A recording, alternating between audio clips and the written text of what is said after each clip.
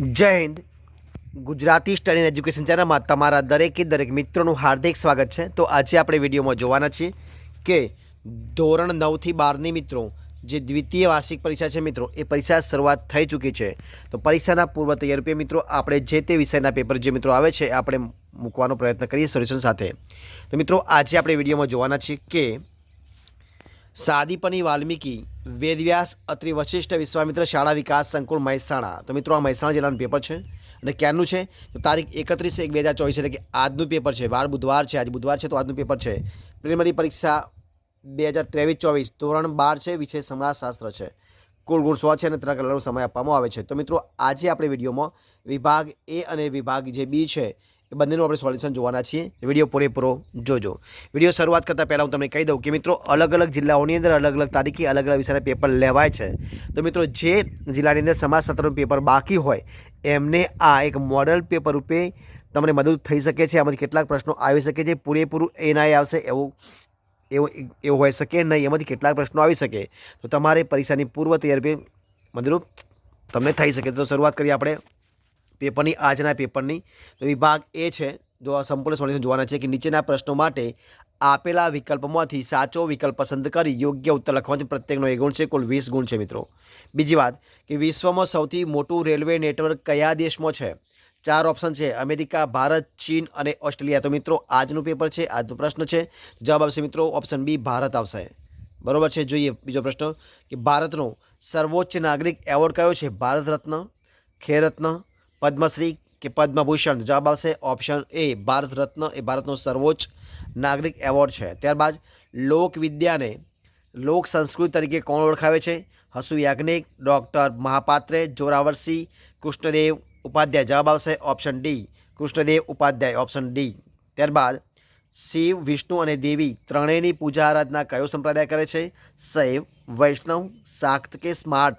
તો જવાબ આવશે મિત્રો શિવ, વિષ્ણુ અને દેવી ત્રણેયની પૂજા આરાધના સંપ્રદાય કરતો દેશે સ્માર્ત સંપ્રદાય, ઓપ્શન ડી જવાબ. બરોબર છે. જોઈએ આગળ પ્રશ્ન.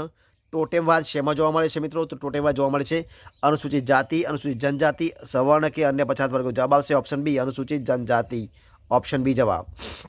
આગળ જઈએ.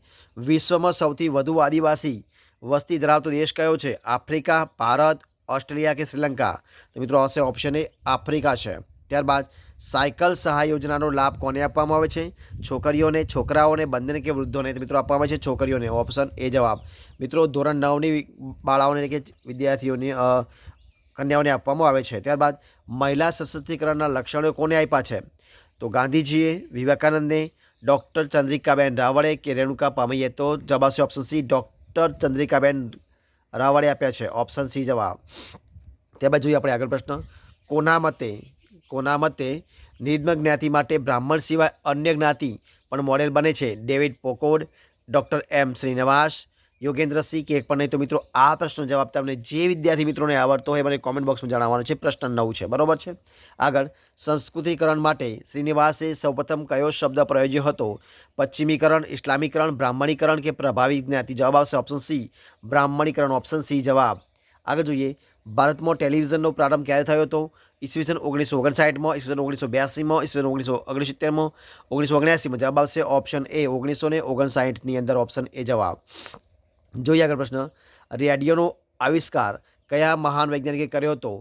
જ્યોર્જ ઇસ્ટમેને, ગ્રેટેનબર્ગે, માર્કોનીએ કે થોમસ આલ્વા એડિસન. જવાબ આવશે મિત્રો ઓપ્શન સી, માર્કોનીએ કર્યો હતો અને ઈસવીસન 1921માં કર્યો હતો. બરોબર છે. આગળ જોઈએ. બ્રહ્મો સમાજની સ્થાપના કોણે કરી હતી? રાજા રામ મોહન રાય, મહાત્મા ગાંધી, લોર્ડ મેયો કે વિનોબા ભાવે. જવાબ આવશે option A, Raja Ram Mohan Roy, option A જવાબ. જોઈએ પ્રશ્ન આગળ. કયા પ્રકારનું આંદોલન શાંતિપ્રિય અને અહિંસક હોય છે? વિરોધાત્મક સામાજિક આંદોલન, પ્રતિરોધાત્મક સામાજિક આંદોલન, સુધારાવાદી સામાજિક આંદોલન કે ક્રાંતિકારી સામાજિક આંદોલન. તો જવાબ આવશે સુધારાવાદી સામાજિક આંદોલન, ઓપ્શન સી જવાબ. સુધારાવાદી સામાજિક આંદોલન, ઓપ્શન સી જવાબ. જોઈએ આગળ. પંચાયતી રાજની સ્વતંત્રતા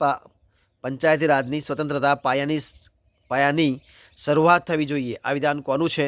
જવાહરલાલ નહેરુનું છે, ગાંધીનું છે, લોર્ડ રિપનનું છે કે બળવંતરાય મહેતાનું છે? તો મિત્રો આ વિધાન છે ગાંધીજીનું, ઓપ્શન બી જવાબ. આગળ. 73મો કયો? 73મો બંધારણીય જે સુધારો છે એ બંધારણ સુધારો ક્યારે અમલમાં આવ્યો હતો? 24 એપ્રિલ 1993માં, 22 માર્ચ 1994માં, 24 ડિસેમ્બર 1990માં કે 24 જાન્યુઆરી 1993માં? જવાબ આવશે 24મી એપ્રિલ 1993માં, ઓપ્શન એ જવાબ બરાબર છે. જોઈએ પ્રશ્ન આગળ કે બોસ્ટન શાળાની સ્થાપના સૌપ્રથમ કયા દેશમાં કરવામાં આવી હતી? તો મિત્રો ભારત, ઇંગ્લેન્ડ, અમેરિકા કે જાપાન? જવાબ આવશે ઓપ્શન બી ઇંગ્લેન્ડમાં. ત્યારબાદ બાળ અપરાધીને સુરક્ષિત રાખવાનું સ્થળ એટલે બાળ અદાલત, રિમાન્ડ હોમ, પાલક ગૃહ કે પ્રોબેશન? જવાબ આવશે option B remand home, option B જવાબ. વિશ્વ એડ્સ દિનની ઉજવણી ક્યારે કરવામાં આવે છે? 1 ડિસેમ્બર, 1 ઓક્ટોબર, 1 જાન્યુઆરી કે 11 ઓક્ટોબર? જવાબ આવશે option A 1 December, option A જવાબ. આગળ એડ્સની સમસ્યામાં ભારત વિશ્વમાં કેટલામું સ્થાન ધરાવે છે? પહેલું, બીજું, ત્રીજું કે ચોથું? જવાબ આવશે ઓપ્શન સી 3જા નંબરનું, ઓપ્શન સી જવાબ. હવે જોઈએ આપણે આગળ ઓપ્શન બી ભાગ છે. તો નીચે આપેલા 21 થી 30 પ્રશ્નના ઉત્તર 1-2 વાક્યમાં આપવા છે, દરેકનો 1 ગુણ છે બરાબર છે. જોઈએ આપણે એનો જવાબ આપવાનો પ્રયત્ન કરીએ છીએ આપણે. તો જોઈએ પ્રશ્ન પહેલો છે કે ઈસવીસન 2011ની વસ્તી ગણતરી મુજબ ગુજરાતની વસ્તી કેટલી છે? તો મિત્રો કેટલી હતી?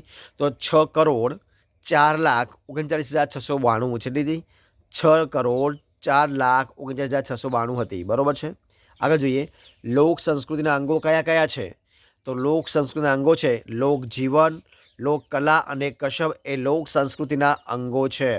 લોકજીવન, લોકકલા અને કસબ બરાબર છે. આગળ જોઈએ આપણે તો કે પછાતપણાનો અર્થ જણાવો. તો શું છે કે પછાતપણું કહેવાય કોને કહેવાય? તો પછાતપણામાં સામાજિક, શૈક્ષણિક અને આર્થિક રીતે જે મિત્રો પછાત હોય એને પછાતપણું કહેવામાં આવે છે. ત્યારબાદ જોઈએ આપણે સેવા, SEWA એટલે સેવાનું પૂરું નામ, તો સેલ્ફ એમ્પ્લોયડ વુમેન્સ એસોસિએશન બરાબર છે, એનું પૂરું નામ છે.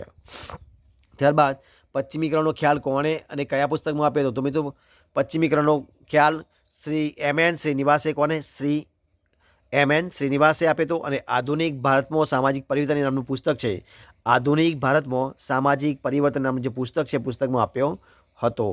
જોઈએ આગળ કે WWWનું પૂરું નામ કોનું મિત્રો? તો WWW પૂરું નામ શું છે? તો એનું પૂરું નામ છે વર્લ્ડ વાઇડ વેબ. શું છે? વર્લ્ડ વાઇડ વેબ એનું પૂરું નામ છે. ત્યારબાદ જોઈએ ક્રાંતિકારી સામાજિક આંદોલનની વિશેષતા કોને દર્શાવી છે? ક્રાંતિકારી સામાજિક આંદોલનની વિશેષતા કોને દર્શાવી? તો હર્બર્ટ બ્લુમર. કોને? હર્બર્ટ બ્લુમર. ત્યારબાદ આગળ જે પ્રશ્ન 28મો વિદ્યાસાગર શર્માના મતે પંચાયતી રાજ એટલે શું? તો જોઈએ કોના મતે? તો વિદ્યાસાગર શર્માના મતે પંચાયતી રાજ. તો મિત્રો પંચાયતી રાજ એટલે એક એવી કલ્પના છે જે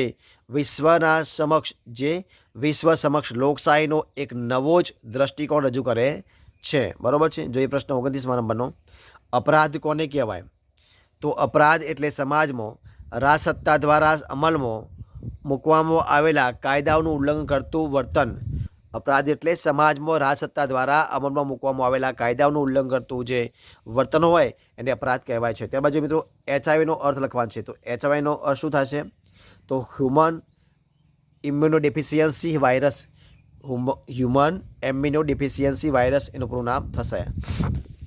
તો મિત્રો આપણે એ અને બી બંને પૂરેપૂરું સોલ્યુશન જોયું છે. હવે સીથી મિત્રો તમારી સમક્ષ પેપર મૂકીએ છીએ બરાબર છે. તો જોઈએ વિભાગ સી. તો એમાં જોઈએ વિભાગ સીની અંદર ટૂંકમાં ઉત્તર લખવાના છે. તો ભારતના નાગરિક એવોર્ડ કયા કયા છે? રાષ્ટ્રીય એકતાના સહાયક પરિબળો કયા કયા છે તે લખવાના છે. ભારતીય સંસ્કૃતિના સ્વરૂપો છે કયા છે તે જણાવવાના છે. ભારતની કોઈ પણ 4 આદિમ જાતિના નામ જણાવવાના છે. જાદુના પ્રકારો જણાવવાના છે. ગાંધીજી કન્યાઓના શિક્ષણ માટે શું કહ્યું છે? મહિલાલક્ષી કાયદાઓનું મુખ્યત્વે કયા 3 વિભાગમાં વર્ગીકૃત કરી શકાય છે? પ્રભાવી જ્ઞાતિના માપદંડો કયા છે? ડેવિડ બર્ગોનું સંચાર મોડેલ સમજાવવાનું છે. સામાજિક આંદોલનના પ્રકારો લખવાના છે. ત્યારબાદ પંચાયતી રાજની વ્યાખ્યા આપવાની છે. પ્રોબેશન એટલે શું? ડૉક્ટર ભૂપેન્દ્ર બ્રહ્મભટ્ટ યુવાનની કઈ લાક્ષણિકતા દર્શાવે છે? અને ઓનર કિલિંગ એટલે શું? હવે વિભાગ ડી જોઈએ મિત્રો આપણે. તો વિભાગ ડીમાં જો શું છે? તો વિભાગ ડીમાં છે કે 45 થી 58 સુધીના પ્રશ્નોમાં કોઈ પણ 10 પ્રશ્ન મુદ્દાસર ઉત્તર આપવાના છે. દરેકના 3 ગુણ છે. ભારતનું સાંસ્કૃતિક વૈવિધ્ય સમજાવવાનું છે. રાષ્ટ્રીય એકતાના સહાયક પરિબળ વિશે તરીકે નાગરિક ફરજો સવિતા સમજાવવાની છે. હિન્દુ સમુદાયની સમજૂતી આપવાની છે. ત્યારબાદ આપણે આગળ જોઈએ તો જો આગળ શું છે કે અન્ય પછાત વર્ગ વિશે નોંધ લખવાની છે. ભારતની આદિમ જાતિઓનું વર્ગીકરણ કરવાનું છે. મહિલાઓને રક્ષણ પૂરું પાડતા કાયદા વિશે નોંધ લખવાની છે. સ્ત્રી સશક્તિકરણના લક્ષણો આપવાના છે. ઉદારીકરણના લાભ જણાવવાના છે. ઇન્ટરનેટ વિશે નોંધ લખવાની છે. સામાજિક આંદોલનના લક્ષણો જણાવવાના છે. પંચાયતી રાજના હેતુઓ જણાવવાના છે. સામાજિક ધોરણભંગ વર્તનના લક્ષણો જણાવવાના છે. ટૂંક નોંધ લખવાની છે. બોસ્ટન શાળાઓ અને અસમાન જાતિ સમાન જાતિ પ્રમાણની સમસ્યા અટકાવવાનો ઉપાય જણાવવાના છે. ત્યારબાદ આપણે જો વિભાગ ઈ જોઈએ તો વિભાગ ઈમાં શું છે તો કે 59 થી 64 સુધીના પ્રશ્નોમાં કોઈ પણ 4 પ્રશ્નો સવિતા ઉત્તર આપવાના છે. દરેકના પ્રત્યેના 5 ગુણ છે. તો ગ્રામીણ સમુદાયના લક્ષણો સમજાવો, સાંસ્કૃતિક પરિવર્તનનો અર્થ આપી તેના લક્ષણો જણાવો, સંચારનો અર્થ સમજાવી તેની લાક્ષણિકતા સમજાવો, સુધારાવાદી સામાજિક આંદોલન અને ક્રાંતિકારી સામાજિક આંદોલન વચ્ચેનો તફાવત સ્પષ્ટ કરવાનો છે, પંચાયતી રાજના સામાજિક અસરો વર્ણવવાની છે અને એડ્સના કારણોની વિગતે ચર્ચા કરવાની છે. તો મિત્રો આ હતું આજનું મિત્રો આપણું જે ધોરણ 12નું સમાજશાસ્ત્ર મિત્રો જે પેપર હતું એ પેપરનું સંપૂર્ણ વિડીયો આપણે અહીંયા પૂરું કરીએ છીએ.